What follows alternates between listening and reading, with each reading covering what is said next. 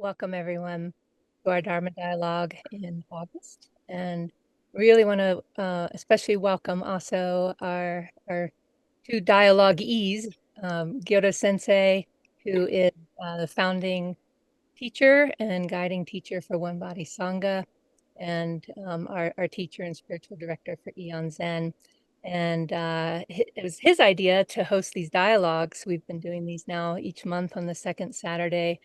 And again, we really love this format. And each month we'll have a different guest that will be kind of the main person to engage at the beginning, but then we open it up for anyone to share as well. So welcome Gyodo Sensei, and then welcome to this month. His guest is Lisa Gakyo Schaewe, who is also practice leader with One Body Sangha and with Eon Zen, and a senior student of Paul Gyodo Sensei. And just a little bit about Gakyo, for those that don't know her as well. I've known her for many years now, and we practice together quite closely. And we have an affinity with being creative spirits. So Gakyo is a visual artist and lately has been facilitating mindfulness-based stress reduction classes and workshops in art making and creative process as contemplative practice. He had a really long career as an art therapist and licensed professional counselor in psychiatric hospice and private practice settings. And she's been practicing a long time. Started in 1991, I believe, at then Mountain Monastery in Mount Tremper in New York before moving to Colorado. And we're very, very happy to have you and Sensei and Diamond together. And I'll turn it over to you. And we look forward to this. Thank you so much for being here, everyone. Thank you, Sokyo. I'll go ahead and take the microphone. Well, appreciate everybody for showing up for this nice Saturday morning discussion. This is really fun, and I hope lively, and I hope interesting for you all. Very appreciative. Let's see, Sokyo, you're still showing on the multi-speaker view, so I don't know if you want to stay there for the recording. At least you're on my multi-speaker view. I think it'll drop off in a minute. Yep. Oh, okay. Okay, Zoom technicals. Yeah, very appreciative to Sokyo and Gakyo for taking the reins on this One Body Sangha and building out something that far exceeded the very limited vision I had for it back at the beginning of the year, and creating this really full-featured, vibrant community, which is, like I've been saying, kind of an experiment in Sangha these days. So it looks like it's really serving a nice need. And these Dharma dialogues, I hope, are a part of that. This forum is something that I am hoping is kind of a light and lively way to share the Dharma with you all. It's got a different quality than a Dharma talk, which is pretty much one way, you could say. But a lot of the nuance and liveliness and humanity of this Zen practice, comes out as we share our personal experience in this dialogue form. So I suggested we do this once a month, and I wanted it to be kind of unprepared. And one reason for that is that I'm lazy and I didn't want to have to prepare for anything on a regular basis. But the other is that we'll keep it spontaneous and it'll be alive.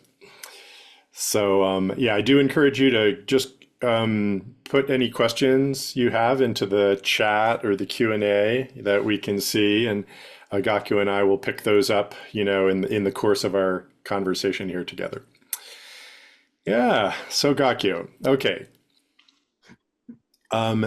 People considering entering into Zen practice, what's the one thing that you would say to them, the best thing about Zen, the main reason they should consider a path in Zen?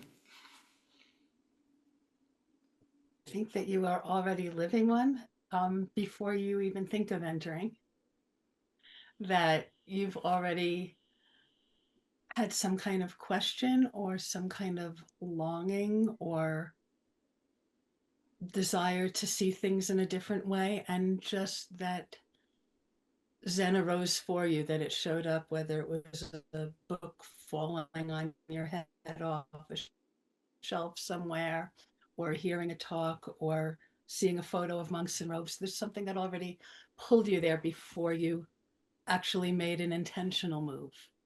And that this is a practice that is all about seeing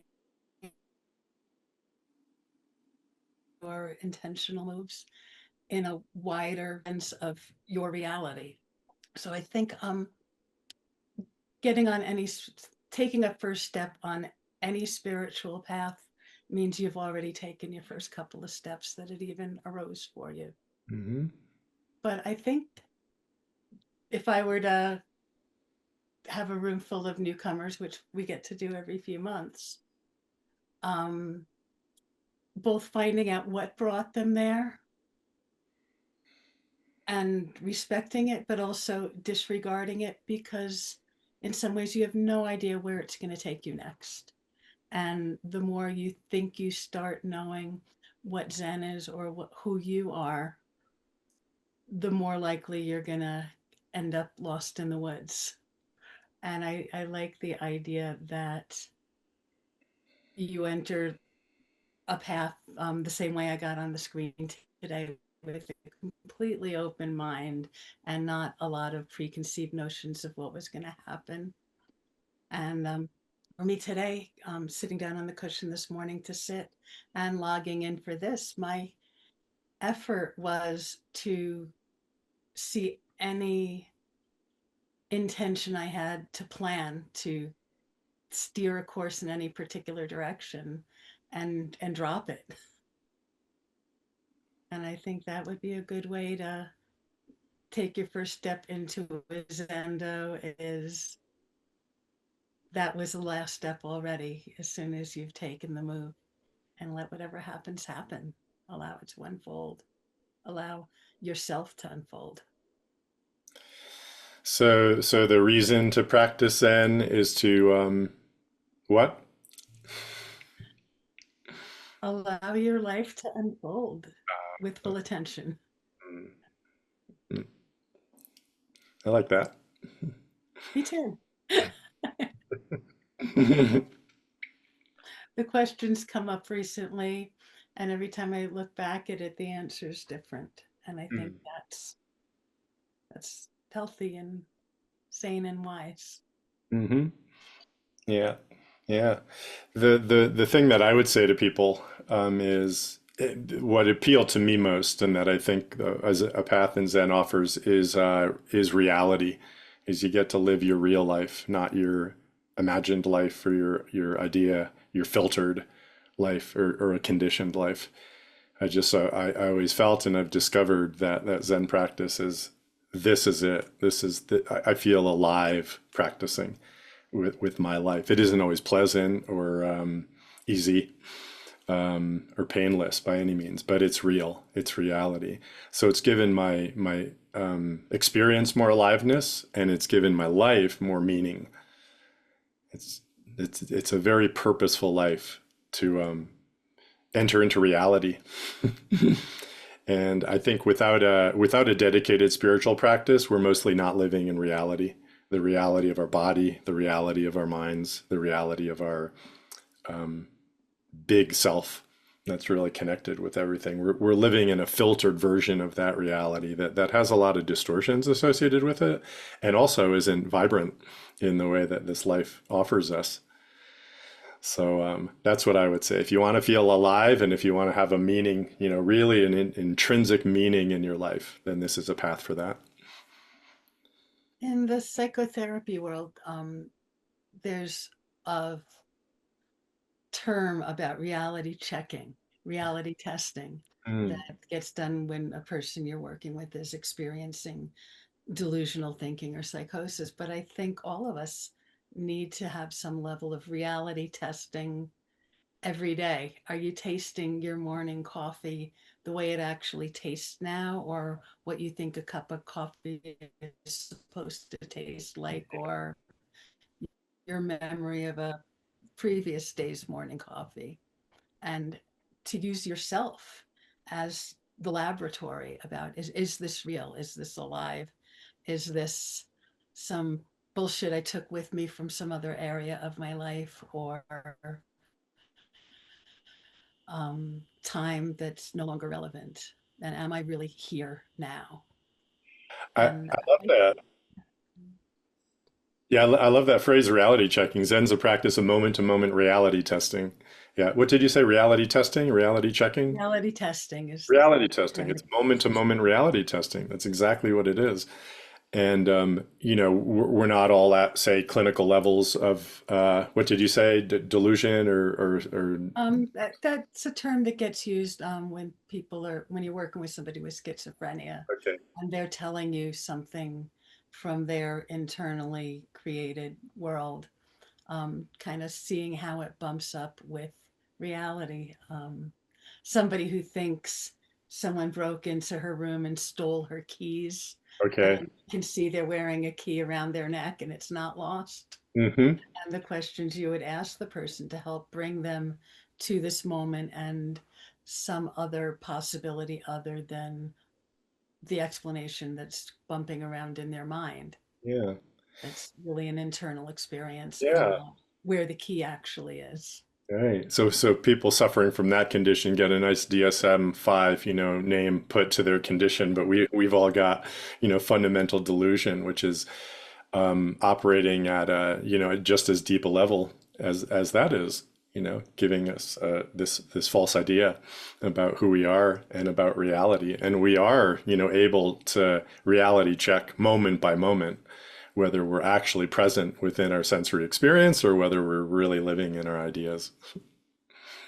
And it takes a lot of courage and diligence to do that because the other realities might be really cozy places to hang out. Mm-hmm. Yeah. Yeah. Do you think hanging out in our mental constructs it can be cozy, definitely. Yeah. What do we lose when we do that? You lose the raw authenticity Yeah. that makes life taste actually good and Hmm. not like artificial flavor. Yeah. I like that. No artificial flavors. Yeah, exactly. My dad was a food chemist, so, Oh, yeah. and my first teacher, my first Dharma teacher too. We're both food chemists. Did he actually develop artificial flavors? Yeah, Oh, both really? both of them did. Wow. So you've got some karmic cleanup you're doing. Yeah, You got some generational karma. That's brilliant. That's really cool. You've been practicing a long time, I Gakyo. have Yeah. over 30 years. Hmm. And I asked you this a few months ago, but is there anything you would have done different on your path, looking back from this place?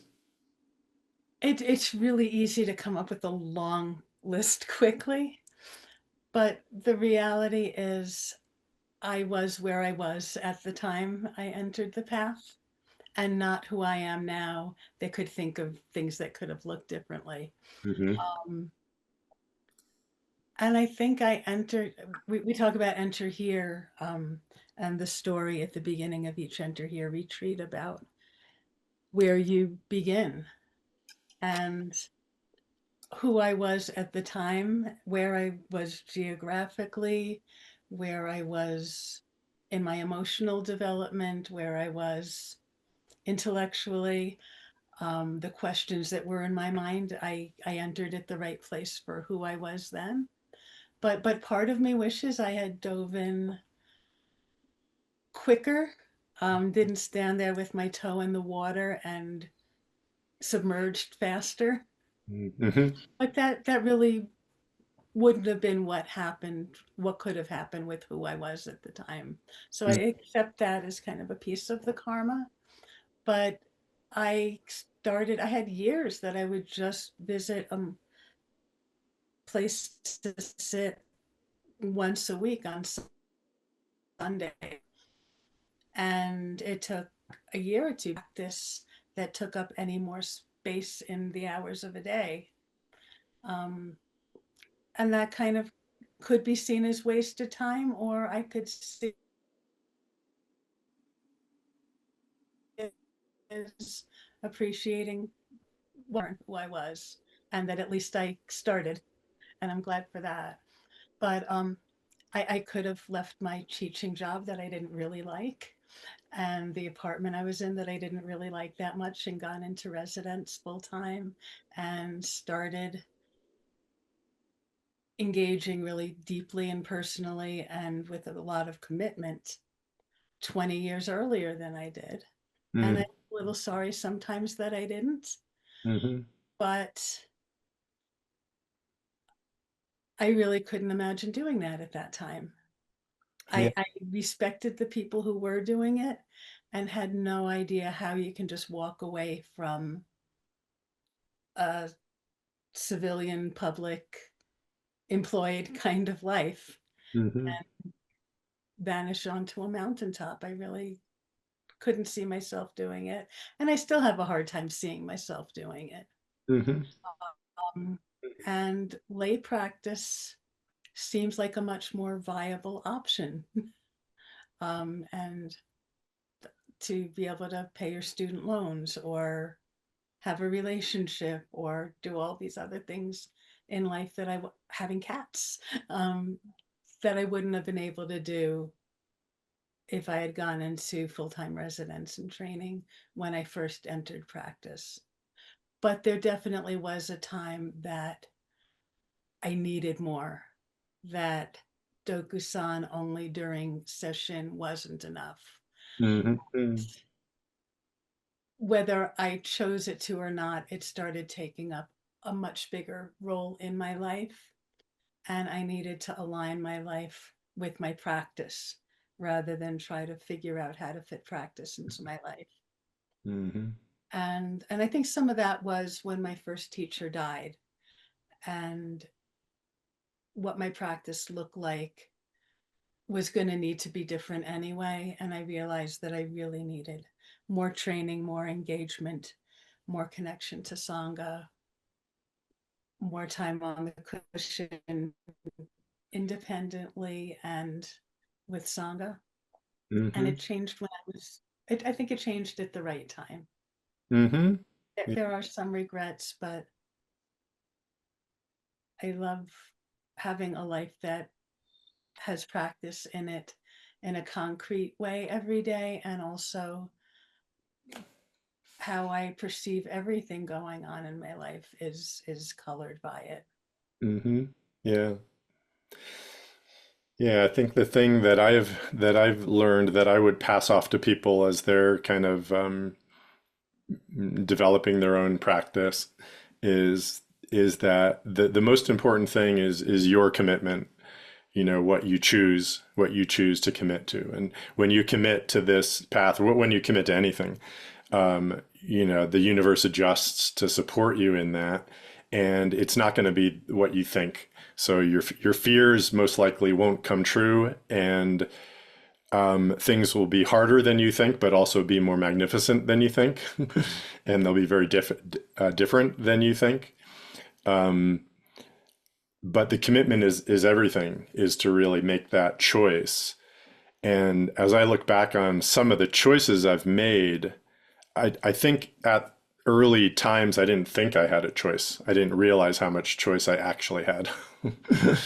I felt I had to do things. I was compelled to do things because of this, that, or the other thing. You know, I wouldn't get this, or I wouldn't be able to pay this bill, or this, that, or the other thing. So, you know, we understand karma is created by volitional action. So karma is created by our choices. And sometimes we don't have the consciousness, or we don't have the perspective, or we don't feel the power, the agency to make the choice. And, you know, I've certainly lived a big part of my life like that, feeling that I had to do, you know, what I was doing. But looking back on it, I realized I was making choices all the time. All along the path, I've been making choices. And so that's one thing I would offer is it's in everybody's power to make a choice, to make a commitment, to turn themselves to a path of practice. And when you do, it will be much better and much bigger than you think. What will unfold? But you know, it took me 40 years to realize that. I think some of it is when I first entered this path at all, I kind of tripped over something and landed on it. I didn't go looking for the path in a conscious way. I think a lot of people find their way to practice have something they're looking for, or something that's missing, or something that feels empty or unwhole. And I just had a friend who went to a Zen place to practice and went with him just to see what it was like. And there wasn't a burning question.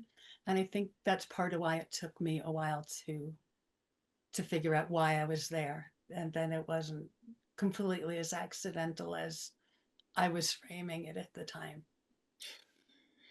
Yeah, I think it's that way for most people, right? Is like you might have some words to explain what you're looking for, but usually it's kind of inchoate and subtle, something you don't quite know what you're looking for, and then some resonance in a teacher or a community or a practice, resonates with you, and it feels like that might be it, and so you follow along with that. But it's not our analytical minds that are doing all this. That's the servant. That's the emissary. The deeper self is the more intuitive self, which we don't always have full access to. Yeah. And while I didn't necessarily think I was looking for something, as soon as I heard my first Dharma talk, I knew I found something I wanted. And that part was very, very clear. I didn't quite understand what it was, but I knew I was looking at it. Mm-hmm. Mm-hmm. Yeah. Um, Showing threw out a little grenade here. Whether Zen practice has fixed either of us. You want to take that one, Gakyo? Um, I think it has. The dangerous part of that question to me is it could easily put a bunch of band-aids on something pretty quickly. And it's very easy for practice to become soothing in ways that are not actually healing. So I think there's some danger with using practice with the intention of fixing your brokenness. And a lot of us walk around the world feeling very broken, wanting a fix, and wanting some stitches sewn up to sew us up together. So I think it's dangerous to look for that in your practice. But the reality is, Zazen has a lot of healing potential. And the parts of me that were most raw and most wounded and oozed most often really did find a way to heal with practice by bringing attention to what was going on in the moment rather than what I wished was going on or what I thought I wanted or needed to be going on. Mm, And the idea of just staying with whatever arose and everything arising in my life, all of the joys, all of the losses, all of the damage that I've done that I had to acknowledge, all of the things that have caused pain for me through others, just sitting with them with a non-judgmental eye and allowing them to be present and to move through my mind and my body really does have a huge healing capacity. mm, So I think there are things that were fixed, mm-hmm. but I also think that I will be perpetually re-breaking myself and being re-broken open by the world around me. And that's a reason to continue practicing rather than saying, the cast is off, the bone is healed, and I'm good now. Is acknowledging that life will continue breaking us and we will continue breaking ourselves in different ways and breaking people we care about, Mm, and that we need to bring our attention to it and allow resolutions to occur when they can, Hmm. and to become at peace with our brokenness and less attached to our fixing ourselves. And I think that's the healing part rather than the things that happen on the surface that just make us a little more together to go on with the rest of the day. Hmm. Yeah. Yeah. Nice. Yeah. Well, I think one of the benefits of our dialogue format here is we'll get different perspectives, on these answers. And I resonate most with the latter part of what you said. But I guess I would answer it by saying, has Zen practice fixed me? No, it hasn't fixed me. It hasn't fixed me. It's broken me more. And it hasn't fixed me. I'm more fluid, flowing, oozing, changeable. So no, it hasn't fixed me at all. Just the opposite. I'm also thinking of the word fixed as stuck in place, Yeah. in addition to sutured up or taped over. Yeah. I think Shoen was trying to hook us with that. We don't want to be Or fixed. asking both dimensions of that. Yeah. Thanks for that question, Shoen. Is that a satisfactory sharing? Yeah. Okay. And I Uh, really like what Jodo just put in there. Go ahead. You can take it. Okay, is there still fear about dropping defenses and being vulnerable? How can I relate more clearly to my desire to protect myself? Do you still want to protect yourself, or is it just me? That's always my knee jerk response. um, but it melts really quickly. Um, I, I mean, besides being defensive in general terms, I'm ready for a fight with anyone at almost any time, and that still arises very spontaneously for me. But the kind of intrigue of being vulnerable has become much more appealing to me than being right or being strong. And I have learned so much more about how to function in relationship with others through vulnerability. And that I've seen how something, a connection can deepen through vulnerability that being strong or defended would never offer. So it's become very magnetizing and almost addictive to, like, how much can I let something in? Oh, yeah, I really love that. I really love that response, Gakyo. Yeah, I think for me, Jodo, there is still, fear still arises, protection still arises, but it's less, it lasts longer, and it's at more subtler levels. It's a long game, a lifetime practice to like drop those defenses because there's so much automatic impulse, to protect the ego, if you will. But what I used to protect very vigorously isn't present for me in the same way anymore. I mean, who am I? It's like this person that I was protecting an image of. I experienced that person differently. So there's not really anything there to protect. So it's kind of like a gravity. There's just not much there, that I need to protect. But I don't want to say I'm totally awake and enlightened and there's nothing there. There are subconscious attachments that I have to certain things, and I don't want to be rejected or disapproved of. So I still feel those things, but it just there's not much gravity there for me ultimately.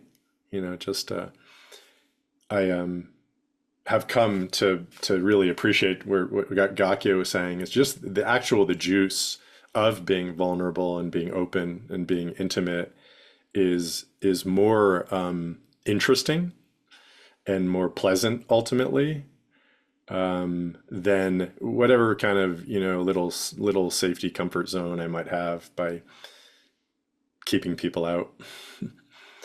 So it's more real. Let's see, how can I relate more clearly to my desire to protect myself? Well, yeah, it's where's it coming from? This is part of our practice, is to study what's behind that, what's underneath that.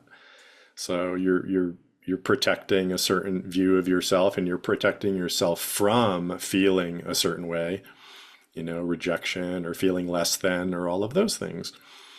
And so to relate to that desire as a kind of a natural impulse of egoic consciousness, in order to do that and to recognize that this comes out of a delusive view of yourself and is creating suffering, both for you and for others. So that's the right relation to be in with that desire. And yeah, do you want to still protect yourself, or is it just me? I think it's all of us. I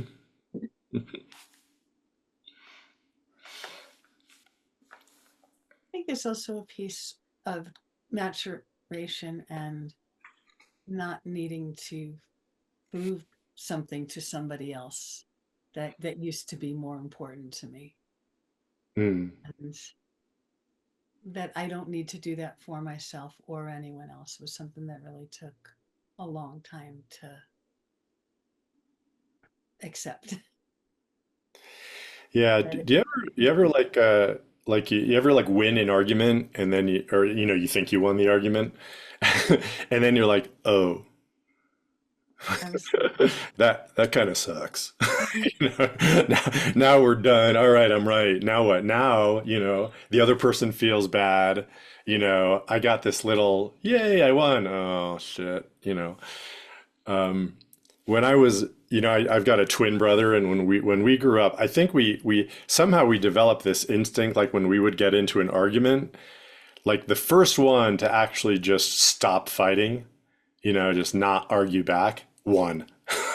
Right. Because like I stepped away. I don't know if it was a passive aggression, or if it was some like deep intuitive nature that, just engaging in the argument itself was off, in a certain way. But I think there is that real truth that we can recognize, is that when we actually do protect ourselves, actually do win the argument, it's kind of yeah, you lost something. yeah, you lost something.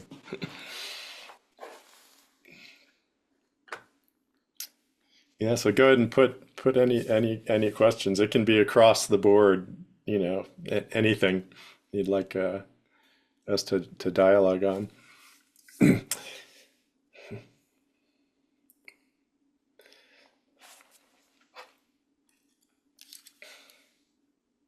Yeah, what does any of that have to do with art and creativity? Gakyo, you go for that one.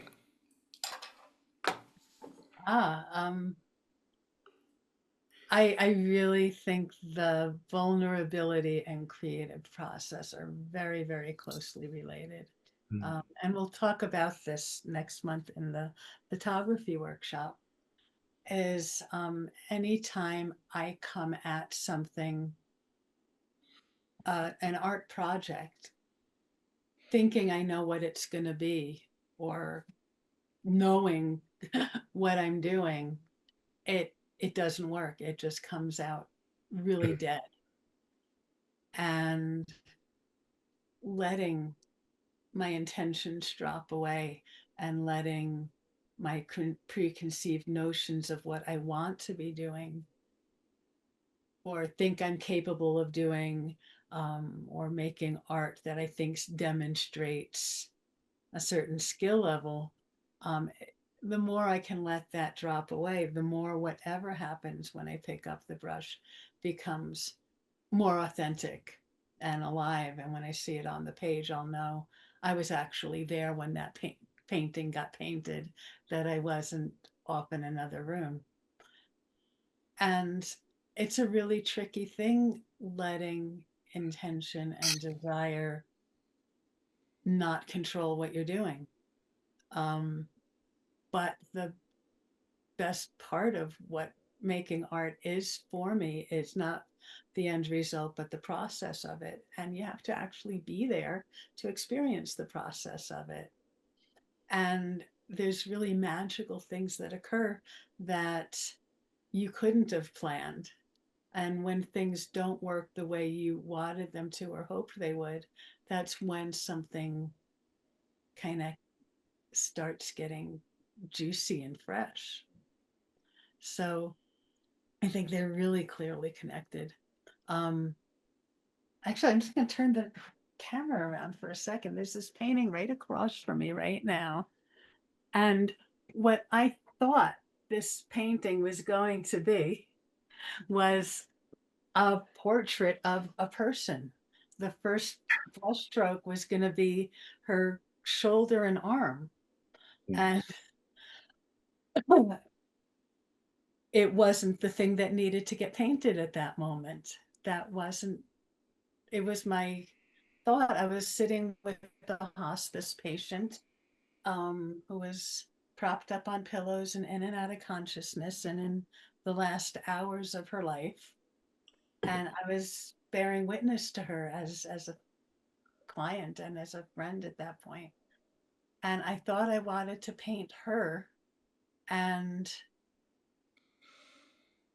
when I got out of, where the neck and the shoulder and the chin go compared to where the shoulder is, um, and just let what needed to come through the brush at the moment happened, it ended up looking like a plant, grass, but also her. This was her last breaths, and um, this picture of grasses that I painted had so much more to do with who she was and what she was doing in the moment, and my feeling and actual connection to her in that present moment was way more alive than if I had made a drawing that actually looked like this woman laying on a pillow, taking her last breath. This was really where she was in a way that a literal interpretation wouldn't have been.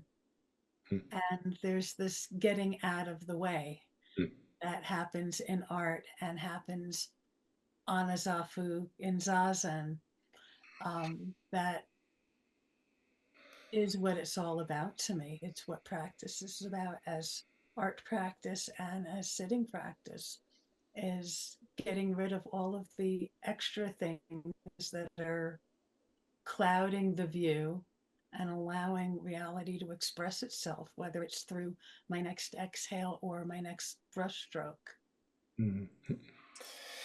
What a wonderful answer from you, Gakyo. One of the wonderful things about the One Body Sangha is that it's led by two really, really great, amazing artists with Gakyo and Sokyo. I see those two paintings behind Gakyo are both originals, I'm pretty sure. And this one behind me, I have about 6 of Gakyo's originals throughout my house, and I'm pretty sure this is one of them right here. And Sokyo as well has a lot of art, which she is, many of you are aware of, and she's launching her gallery and she's putting things out. And you can tell from the One Body site just how beautiful it is. So there's real profound teaching and practice around art, creativity, and Zen practice, ahead for everybody through these two, leaders. And Gakyo, I think you have a creativity and Zen practice workshop coming up, right? In October or something, October, November, something like that. Yeah. It's going to be a photography workshop, Yeah. and it's called Seeing with the Whole Body and Mind. Okay, great. I want to comment on this at a slightly different angle. I'm not a formal artist in the way that Gakyo and Sokyo are, although I consider my writing to be my artistic expression. But there's a level of our consciousness actually. So this doesn't just apply to formal artists or art practice. This applies to everyone. Is that we actually all have this? I'm going to call it the imaginal realm, and the imaginal realm is something that we all have, which is a key part of us accessing levels of consciousness that are required for us to open up into Buddha nature. So at a real technical geeky level, Buddhism talks about these 9 levels of consciousness, and the seventh level is kind of egoic consciousness. The eighth level is storehouse consciousness, which you can call the unconscious or the collective unconscious, which is where karma is kind of created and stored. And then there's the ninth level, which we think of as Buddha nature or non-dual level. So this eighth level is not accessed through words or concepts. It's actually accessed through symbols and archetypes and the forms of our imagination.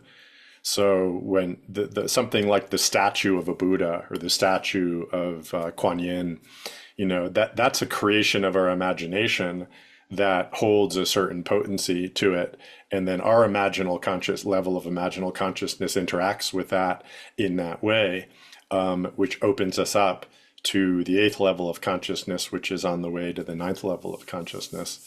So I don't want to limit this to this question about how does creativity and art fit into all this. It applies to all of us in this way, is to enter into the symbolic realm, the imaginal realm, with the spirit of creativity, with the spirit of expression, with the spirit of receiving meaning in this way, symbolically, energetically, archetypally, which is a huge part of any spiritual practice. It really is. Norman Fisher has a book out that came out, 2 years ago or something, about the Bodhisattva path, or the paramitas, virtues of the Bodhisattva, called The World Could Be Otherwise. And it's all about the imagination. It's based on the imagination as the root faculty of, cultivating the paramitas. So I I thought think that's good. even people who don't think of themselves as being creative or as creators, we all have that weird little moments before you drift off to sleep, where your mind just kind of drops some of its jail cell bars, Mm-hmm. and Mm. that all of us have that occur, and it's a playground. The playground. Yeah. I mean, it's like, hallucinogens in college for me. Like this, like, oh, it's not just the way I walk around seeing the world. My mind is capable of expanding in ways that let me see things differently. Mm-hmm. Yeah. And Yeah. that's part of all of us. But it's not the most useful in everyday life, so it gets disregarded and disrespected and neglected. Mm-hmm. Yeah, exactly. Some of us have the experience of coming out of a week-long retreat, saying it's like, wow, this world is magical. I mean, it's not like I thought it was. It isn't fixed in the way I thought it was. It's very fluid, and I'm actually co-creating, this whole world.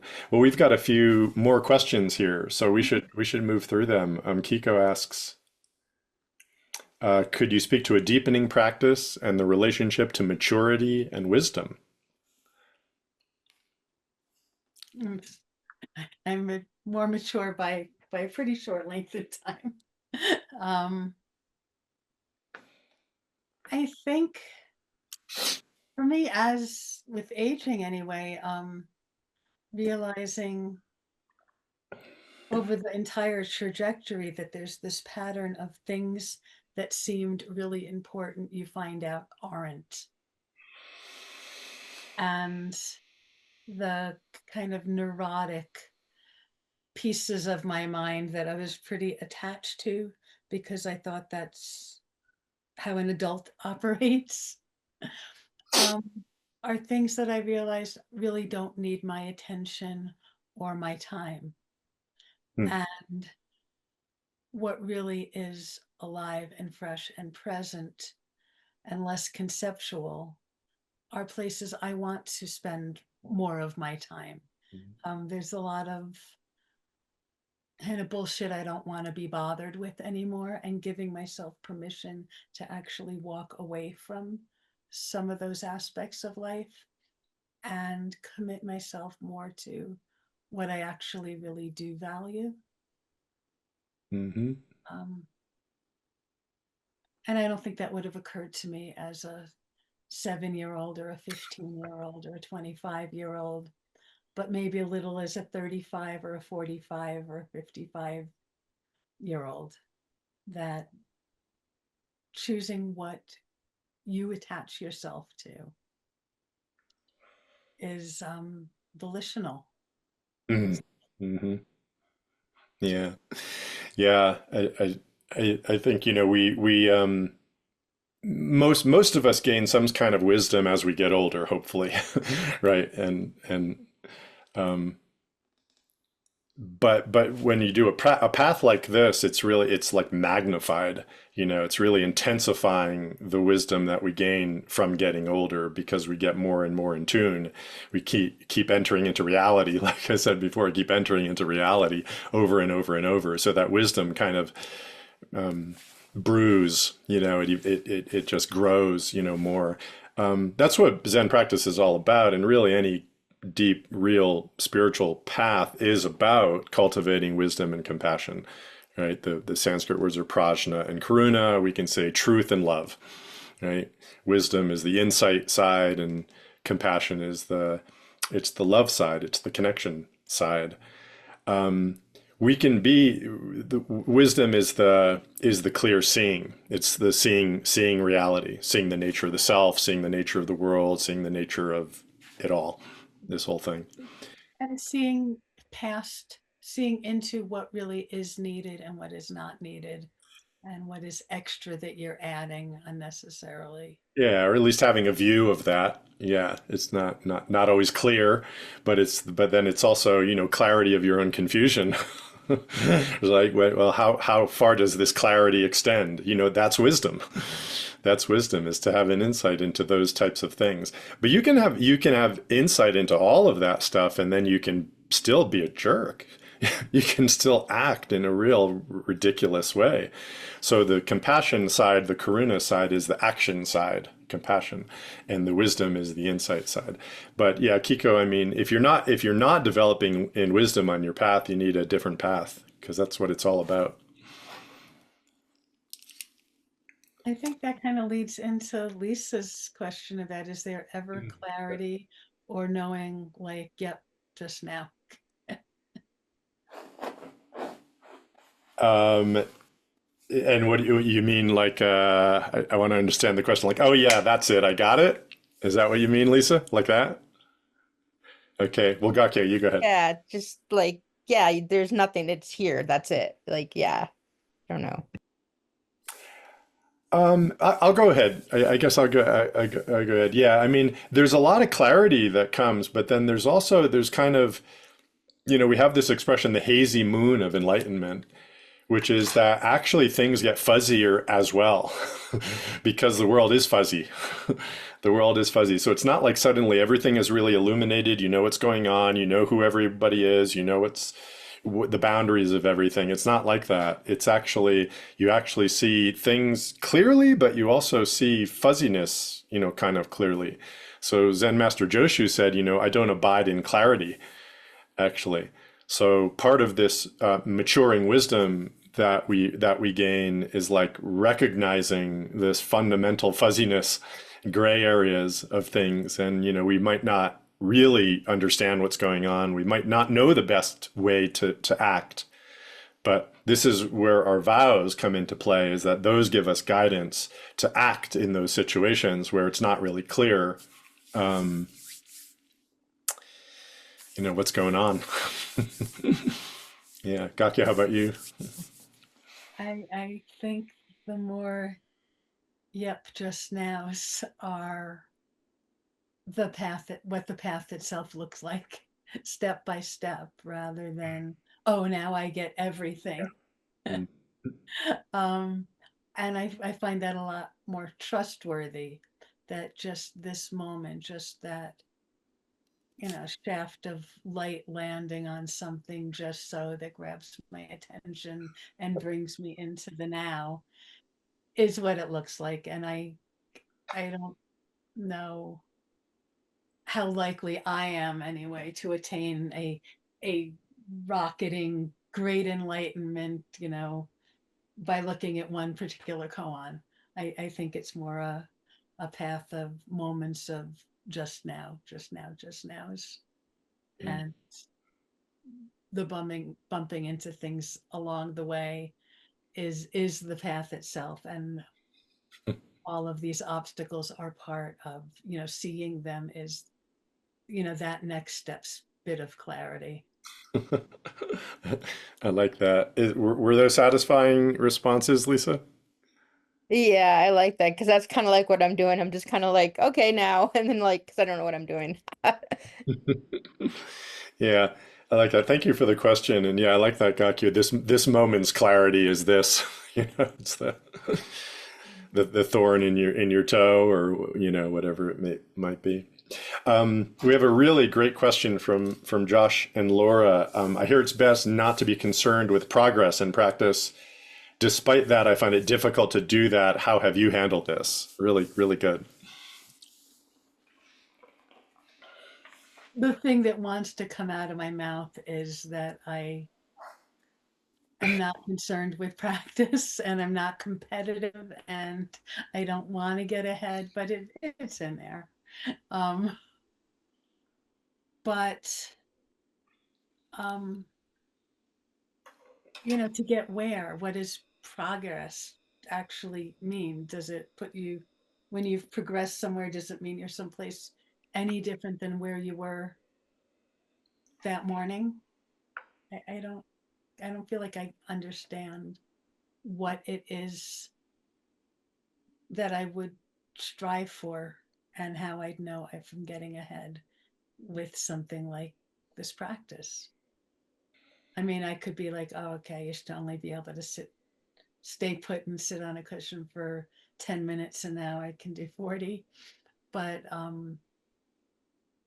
don't think it's that literal. But yeah, the idea of what am I progressing toward becomes less clear all the time to me. Mm-hmm. Yeah, so I like a lot of what you said, Gakyo. This is a really important question, Laura and Josh.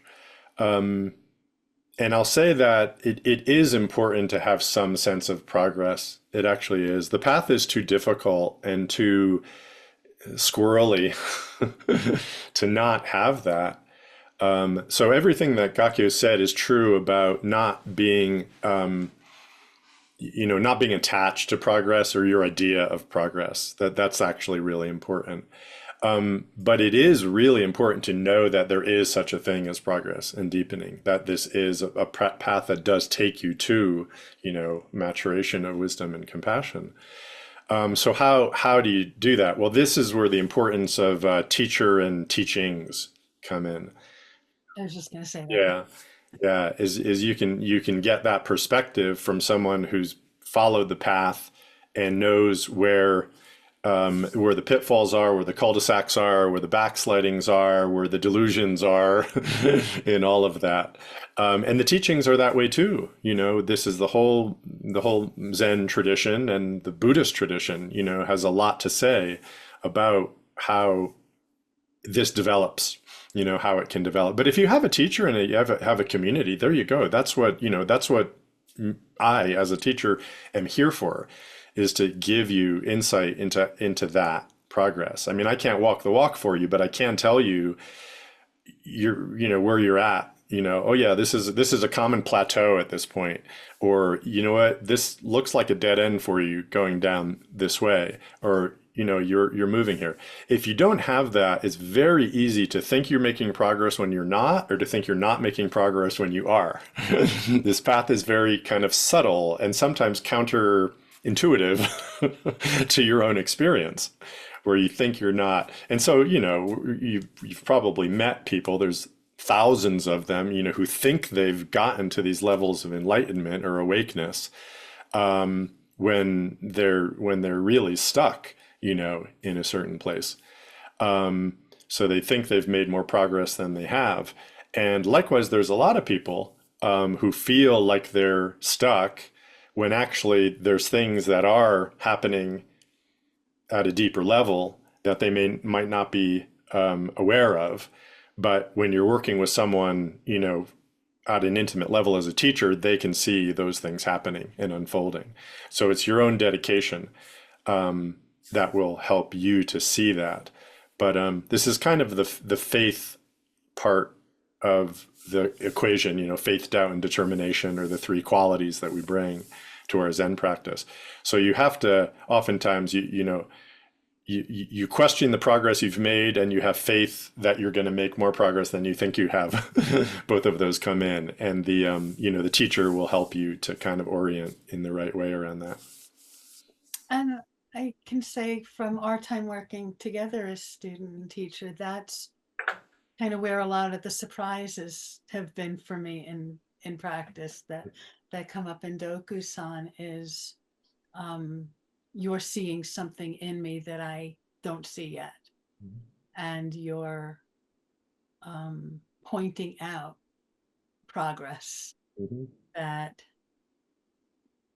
I either just was completely not seeing at all or almost kind of embarrassed to self-acknowledge. Yeah, exactly. And it's so many times. I mean, I worked with my teacher, very closely over 15 years. I mean, I saw him in Dokusan an average of 4 times a week for 15 years. And there were just countless times. It was probably the best thing he gave me was, that confidence that I was on the path when I didn't think I was, and that questioning of my accomplishments or my insights when I thought I had them. And such a gift, to have that. Yeah, but there is progress, Laura, Josh. I think we may be at time. Sokyo, do you wanna rein us in or rein us out? Don't really want to rein you in. Yeah, thank you so much, both of you, and thank you everyone for the really great questions. Together we create these dialogues, and so I'm very grateful, and I heard a lot of wonderful things today. I did want to put in the chat, Gakyo had mentioned the upcoming photography workshop, and so there's a link to that. It's actually on the second Saturday of September, so we won't have a dialogue that month.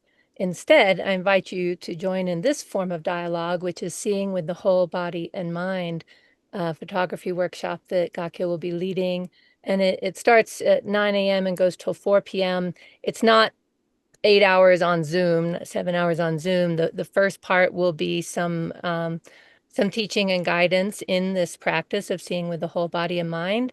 And then we'll separate out for midday and do our own photography in our own worlds and realms, and then come back together and share them. So I think it's going to be a really wonderful practice, and you don't have to have any experience as a photographer, and you don't have to have any fancy equipment either. You can do this with a phone camera, any sort of form where you can just take an image and then share it, and we'll have a process for how that will happen. So I invite you to join in that. It's a sliding scale, as we always do. And if you're able to offer more to support the participation of others, we welcome that. And then I also put the link for our upcoming daily meditation and other programs. Our next Sangha gathering will be on Saturday, September 6th, and we look forward to seeing many of you there as well. And hopefully you can join with meditation in between on Monday through Friday in our morning and evening sittings. Yeah. And later today at 1 p.m., today is a full moon. And I invite you all to join me if you'd like. On the full moon, we offer meditation with the earth, and that's at 1 p.m. Mountain Time. So that's also on the practice page. And I'll offer a short reading to guide us into our meditation. And we'll be sitting for about 15-20 minutes for that later this afternoon. So thank you all for being here. Thank you very much, Gyodo Sensei and Lisa Gakyo. Thank you. And feel free to unmute as we do, and offer your goodbyes and appreciations to each other. Thank you for being here. Thank you. Bye-bye. Thank you. Thank you. Thank you. So much, everyone. Thank you. Thank you both. Thank you. Both. Bye, everyone.